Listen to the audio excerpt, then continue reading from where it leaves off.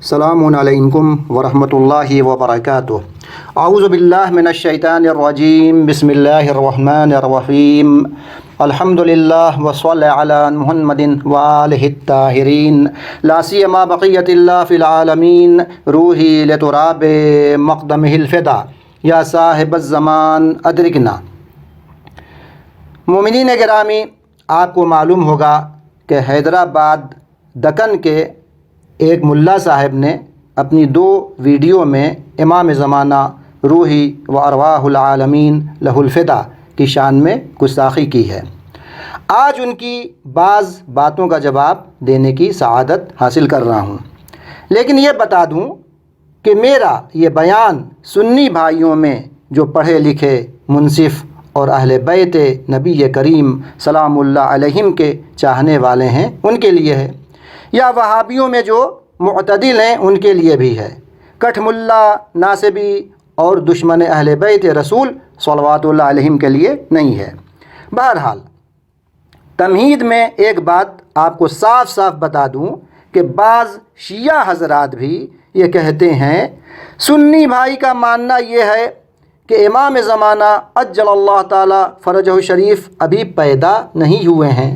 یہ بالکل نادرست و غلط ہے، اس لیے کہ ان کے بڑے بڑے علماء نے لکھا ہے کہ پیدا ہو چکے ہیں، جیسے محمد بن طلحہ شافعی نے اپنی کتاب مطالب السؤول فی مناقب آل الرسول میں، اور عبد الوہاب شعرانی نے اپنی کتاب الیواقیت والجواہر فی بیان عقائد الاکابر میں صراحت کے ساتھ لکھا ہے کہ آپ پیدا ہو چکے ہیں لیکن پوشیدہ ہو گئے۔ ایسی عبارتوں سے معلوم ہوا کہ آپ پیدا ہو چکے ہیں، اور کوئی قول اس کا نہیں ملا کہ حضرت نے دنیا سے انتقال کیا۔ پس جب تک کسی شخص کا مرنا معلوم نہ ہو اس وقت تک اس کو زندہ ماننا ضروری ہے۔ حضرت کی پیدائش کو کل نہیں تو اکثر علماء سنی تسلیم کرتے ہیں، اور موت کا ایک شخص بھی دعویٰ نہیں کرتا۔ اس سبب سے عقل کا فیصلہ ہے حضرت مہدی موعود عجل اللہ تعالی فرجہ شریف موجود ہیں۔ سنی بھائیوں کی کتابوں میں امام زمانہ عجل اللہ تعالی فرجہ شریف کے متعلق روایات تواتر کی حد تک ہیں۔ اس مختصر تمہید کے بعد اب آتا ہوں ملا صاحب کی باتوں کی طرف، لیکن پہلے یہ بتا دوں کہ ویڈیو میں بہت سی جھوٹی، قابل اعتراض، اشتعال انگیز، نفرت بھڑکانے والی باتیں نامناسب اور غیر مہذب انداز میں کہی ہیں۔ اختصار کے پیش نظر ساری باتوں کا جواب دینا مقصود نہیں ہے، بلکہ ہمارا مقصود مسلمانوں کو امام زمانہ عجل اللہ تعالی فرجہ شریف کے متعلق ایک جہالت یا غلط فہمی سے نکالنا ہے۔ ملا صاحب کی بات سنتے ہیں، پھر اس کا جواب۔ میں نے جو بات کہی ہے وہ میرے اپنے ذہن یا اپنے دل سے نہیں کہی ہے، وہ بات شیعہ مذہب کی کتابوں سے ہے۔ میں ابھی آپ کے سامنے وہ حوالہ بھی رکھ رہا ہوں، ذرا اس کو غور سے دیکھنا۔ پھر ایک کتاب ہے حق الیقین، شیعہ مذہب کی کتاب ہے، لکھنے والا شیعہ مورخ ہے۔ حق الیقین جلد نمبر 2، مصنف علامہ سید محمد باقر مجلسی علیہ الرحمہ۔ انہوں نے اپنی کتاب کے پیج نمبر 18 یا 19 کے اوپر جو بات لکھی ہے یہ کہ اور شیخ توسی اور نعمانی نے حضرت امام رضا علیہ السلام سے روایت کی ہے کہ حضرت قائم کے ظہور کی علامتوں میں سے ایک علامت یہ ہے کہ وہ برہنہ بدن خسر آفتاب کے سامنے ظاہر ہوں گے۔ اس کا کیا مطلب نکلتا ہے؟ کوئی آدمی کو برہنہ کہا جائے تو کچھ سمجھ میں نہیں آئے گا۔ برہنہ کے معنی ہے ننگے، برہنہ کے معنی ہے ننگے، اور خسر آفتاب کے معنی ہے پہاڑ کے اندر سے۔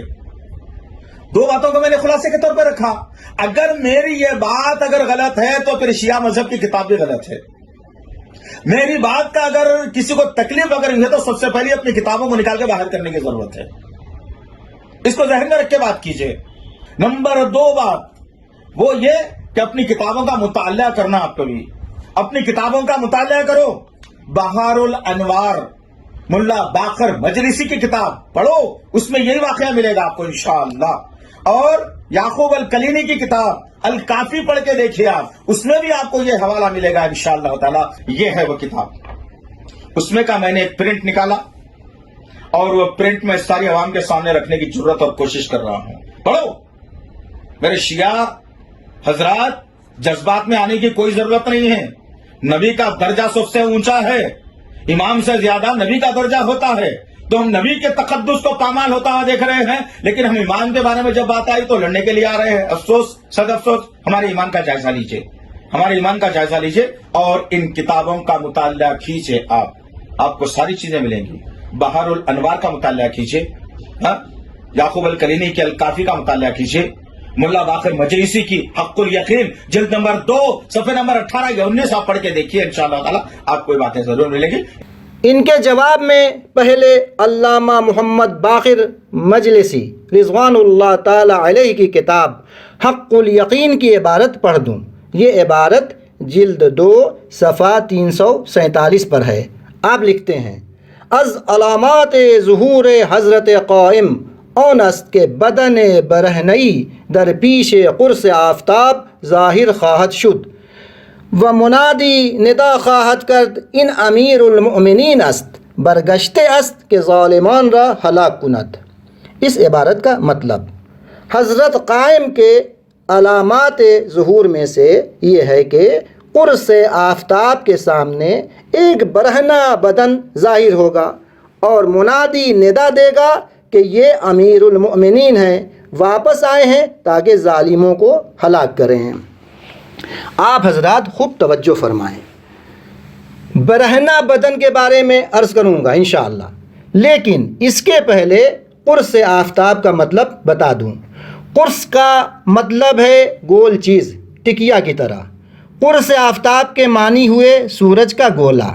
अल्लामा मजलिसी रिज़वानुल्लाह ताला अलैहि लिखते हैं, बरहना बदन कुर्स आफ्ताब के रूबरू ज़ाहिर होगा, यानी सूरज का जो गोला है उसके सामने से। इस इबारत के बारे में मुल्ला साहब ने कहा, कायम खसर आफ्ताब के सामने ज़ाहिर होंगे, और खसर आफ्ताब के मानी है पहाड़ के अंदर से।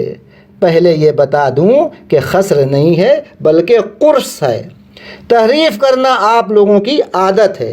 दूसरे ये कि खसर आफ्ताब का मतलब पहाड़ के अंदर से नहीं है। आप हजरात लुग़त देख लें। कुर्स आफ्ताब का मतलब है सूरज का गोला। आपको पहाड़ कहाँ से नज़र आ गया? क्या आपकी डिक्शनरी में आफ्ताब का मतलब पहाड़ है? तीसरे यह कि हक़्क़ुल यक़ीन की इबारत में यह कहाँ लिखा है कि माज़अल्लाह कायम बरहना बदन ज़ाहिर होंगे? लिखा है कि हज़रत कायम की अलामात ज़ुहूर में से यह है एक बरहना बदन कुर्स आफ्ताब के सामने से ज़ाहिर होगा। आपको तो फ़ारसी और उर्दू दोनों नहीं आती है, लिहाजा मेरा मशवरा यह है कि पहले आप फ़ारसी और उर्दू सीख लें, आफ्ताब और पहाड़ में फ़र्क को समझ लें, तब लंतरानी करें और शेखी बघारें। ताज्जुब की बात यह है कि ये साहब अबू हुरैरा एजुकेशनल सोसाइटी के सरगर्म रुकन भी हैं। अबू हुरैरा हदीस गढ़ने में मारूफ़ है, इसके मानने वालों से इसी की तवक्को है। अब आता हूँ बरहना बदन की जानिब। मुल्ला साहब ने कोई नई बात नहीं कही है। वहाबी और नासिबी बहुत प्रोपेगेंडा करते हैं कि इमाम ज़माना रूही व अरवाहुल आलमीन लहुल फ़िदा बरहना यानी नंगे बदन ज़ाहिर होंगे। और मुल्ला साहब ने जिन किताबों का जिक्र किया है उन्हीं किताबों का हवाला भी देते हैं। बरहना बदन को समझने के लिए हदीस की असल इबारत को बयान करना ज़रूरी है। हदीस तुलानी है, उसका वो हिस्सा पेश खिदमत है जो जवाब से मरबूत है। मुलाहिज़ा फरमाएँ। युनादूना फ़ी रजबिन सलासत अस्वातिन मिनस्समा वस्सौतुस्सालिस यरौना बदनन बारिज़ा नहव ऐन शम्स हाज़ा अमीरुल मुमिनीन क़द कर्र फ़ी हलाकिज़ ज़ालिमीन। हदीस का मफ़हूम अलामात ज़ुहूर में से है कि माह रजब में 3 सदाएँ आसमान से सुनी जाएंगी। तीसरी आवाज़ ये होगी, सूरज के गोले के सामने یا سورج کے گولے میں لوگ بدن بارز کو دیکھیں گے جو ندا دے گا یہ امیر المؤمنین ہے، بے شک لوٹے ہیں تاکہ ظالموں کو ہلاک کریں۔ اہل علم حضرات سے گزارش ہے کہ اس روایت پر توجہ فرمائیں۔ سورج کے گولے کے سامنے یا اس کے اندر لوگ بدن بارز کو دیکھیں گے۔ اس بدن بارز سے مراد امام زمانہ عجل اللہ تعالی فرجہ الشریف نہیں ہے، اس لیے کہ یہ امام کے ظہور کی علامتوں میں سے ہے۔ جب یہ علامت ظاہر ہوگی تو امام کا ظہور ہوگا۔ اس کی تائید اس کے نیچے روایت حمیری سے ہوتی ہے، بعد میں یہ روایت آئے گی انشاءاللہ تعالی۔ لہٰذا بدن بارز سے مراد امام زمانہ نہیں ہے بلکہ دوسری روایات کے مطابق حضرت جبرائیل ہیں۔ دوسرے یہ کہ بارز کا مطلب برہنہ و ننگا نہیں ہے بلکہ بارز برزہ سے بنا ہے، اس کا مطلب ہے پوشیدگی کے بعد ظاہر ہونا۔ لغت کی کتابوں جیسے المنجد وغیرہ میں دیکھ سکتے ہیں۔ ملا صاحب کو بتا دوں کہ میرے خیال میں جب آپ کو فارسی نہیں آتی ہے تو شاید عربی بھی نہیں آتی ہوگی، لہٰذا عربی المنجد کے بجائے عربی اردو المنجد دیکھ لیں۔ المفردات فی غریب القرآن المعروف و مفردات راغب کتاب الباء میں بھی یہی مطلب لکھا ہے، یعنی مستور و پوشیدگی کے بعد منکشف و ظاہر ہونا۔ یہ آپ ہی کی کتاب ہے، پڑھ لیں۔ اس کے مصنف سنیوں کے امام ہیں۔ مختلف آیات قرآن میں بھی برزا و بارزن کا مطلب ظاہر ہونا ہے۔ مفردات راغب میں ان آیتوں کو دیکھ سکتے ہیں، لیکن مثال کے طور پر صرف 3 آیتیں ملاحظہ فرما لیں۔ سورہ غافر آیت 16 میں ہے یوم ہم بارزون، جس دن سب لوگ ظاہر ہو جائیں گے۔ سورہ شعراء آیت 91 میں ہے وَبُرِّزَتِ الْجَحِیمُ لِلْغَاوِینَ، اور گمراہ لوگوں کے لیے جہنم ظاہر کر دی جائے گی۔ سورہ نازعات آیت 36 میں ہے وَبُرِّزَتِ الْجَحِیمُ لِمَنْ یَرَى، اور دیکھنے والوں کے سامنے جہنم ظاہر کی جائے گی۔ بارزون اور برزت برزہ سے بنے ہیں، سب کا مطلب ظاہر ہونا ہے۔ ملا صاحب سے کہوں گا اپنے ہی معتبر علماء کا اردو ترجمہ دیکھ لیں، اتنی اردو تو آتی ہوگی کہ ظاہر ہونے اور ننگے ہونے میں کیا فرق ہے۔ ثابت ہو گیا کہ روایت میں بدنن بارزہ کا مطلب آشکار جسم ہے، اریاں و ننگا بدن نہیں۔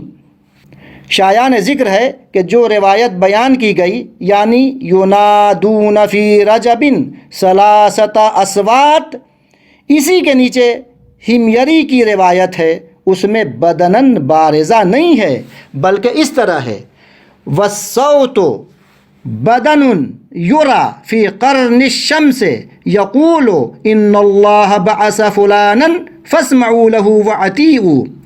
تیسری آواز یہ ہوگی قرن شمس میں ایک بدن یعنی شخص دیکھا جائے گا جو کہے گا خدا نے فلاں یعنی امام زمانہ کو بھیجا ہے تاکہ ان کی باتیں سنو اور ان کی اطاعت کرو۔ اس سے یہ بھی معلوم ہوا کہ بدن سے مراد امام قائم نہیں ہیں۔ قرن الشمس یعنی آفتاب نکلتے وقت جو کرنیں ظاہر ہوں۔ اور کتاب الغیبہ تالیف محمد بن ابراہیم نعمانی میں یرونا یدن بارزہ ہے، یعنی آشکار ہاتھ کو دیکھیں گے، بدنن بارزہ نہیں ہے۔ جب بدن کا ذکر ہی نہیں ہے تو آپ اس کتاب کا حوالہ دے کر کہاں سے کہہ رہے ہیں برہنہ بدن ظاہر ہوں گے؟ تحریف یا جہالت کی حد ہو گئی ہے۔ آپ نے آفتاب کو پہاڑ بنا دیا اور ید یعنی ہاتھ کو بدن۔ جو حضرات مذکورہ روایات کو دیکھنا چاہتے ہیں وہ بحار الانوار جلد 52 صفحہ 279 تالیف علامہ مجلسی، کتاب الغیبہ صفحہ 440 تالیف شیخ طوسی، اور کتاب الغیبہ صفحہ 181 تالیف نعمانی دیکھ سکتے ہیں۔ ملا صاحب نے انہی کتابوں کا حوالہ بھی دیا ہے۔ شاید کوئی کہے کہ حق الیقین میں تو صاف لکھا ہے بدن برہنہ، اس کے پہلے عبارت اور مطلب کو بیان کر چکا ہوں۔ اس کا کیا جواب ہے؟ اس کا جواب یہ ہے کہ حق الیقین میں شیخ طوسی اور نعمانی کی کتاب سے ہی نقل کیا ہے۔ میں نے عرض کیا کہ روایت میں بدنن بارزہ کا مطلب برہنہ جسم نہیں ہے بلکہ ظاہر و آشکار جسم ہے، لہٰذا حق الیقین میں بھی بدن برہنہ سے مراد ظاہر و آشکار جسم ہے۔ فارسی کی لغت جیسے فرہنگ معین وغیرہ میں برہنہ کے کئی معنی بتائے گئے ہیں، ان میں سے آشکار، فاش اور نمایاں بھی ہے۔ قدیم فارسی میں ظاہر اور نمایاں کی جگہ برہنہ لفظ استعمال کیا جاتا تھا۔ دوسرے یہ کہ برہنہ کنایتاً کہا گیا ہے۔ اردو میں کہتے ہیں وہ ننگا ہے، اس کا مطلب عریاں نہیں ہے بلکہ بدمعاش ہے۔ یا کہتے حکومت کو یا فلاں کو بھرے بازار میں ننگا کر کے رکھ دیا، کیا مطلب؟ کسی اردو کے ادیب سے پوچھ لیں۔ بہرحال اگر آپ کا اصرار ہے کہ بارزن کا مطلب ننگا و برہنہ ہے، ظاہر ہونا نہیں ہے، تو آپ کی ایک کتاب ہے جزء فیہ ذکر ابی القاسم الطبرانی، تالیف ابن مندہ یحییٰ بن عبد الوہاب، اس کی جلد 1 صفحہ 340 پر لکھا ہے۔ راوی کہتا ہے وَكَانَ أَزْوَاجِهِ فِي الْمَضَارِبِ وَرَأَيْتُ عَائِشَةَ بَارِزَةً ان مزرب من المزارب۔ اس روایت میں بارزہ آیا ہے، یہ بھی برزہ سے ہے، تو یہاں بھی ترجمہ برہنہ و ننگا کیجئے۔ آپ کے اصرار کے مطابق بارزن کا مطلب ننگا و برہنہ ہے، تو اس روایت کا مطلب اس طرح ہوا۔ مزارب بڑے خیمے کو کہتے ہیں۔ راوی کہتا ہے رسول خدا صلی اللہ علیہ وآلہ کی ازواج بڑے خیمے میں تھیں، میں نے عائشہ کو دیکھا کہ خیمے میں سے برہنہ و ننگی خارج ہوئیں۔ پڑھیے اپنی اس کتاب کو۔ ملا صاحب نے کہا نبی کا درجہ امام سے زیادہ اور اونچا ہوتا ہے۔ اس حوالے سے عرض کر دوں جناب ابراہیم نبی تھے، اس کے باوجود سورہ بقرہ آیت 124 میں ارشاد خدا ہوا انی جاعلک للناس اماما، میں تمہیں لوگوں کا امام بنانے والا ہوں۔ اور اپنی اولاد کے لیے جناب ابراہیم نے منصب امامت کی خواہش بھی کی۔ مقام امامت مقام نبوت سے بالا تر ہے، تبھی تو خدا نے کہا تمہیں امام بنانے والا ہوں۔ کان کھول کر سن لیجئے، جس طرح قرآن صامت کی شان میں گستاخی برداشت نہیں، اسی طرح قرآن ناطق کی شان میں گستاخی ناقابل برداشت ہے۔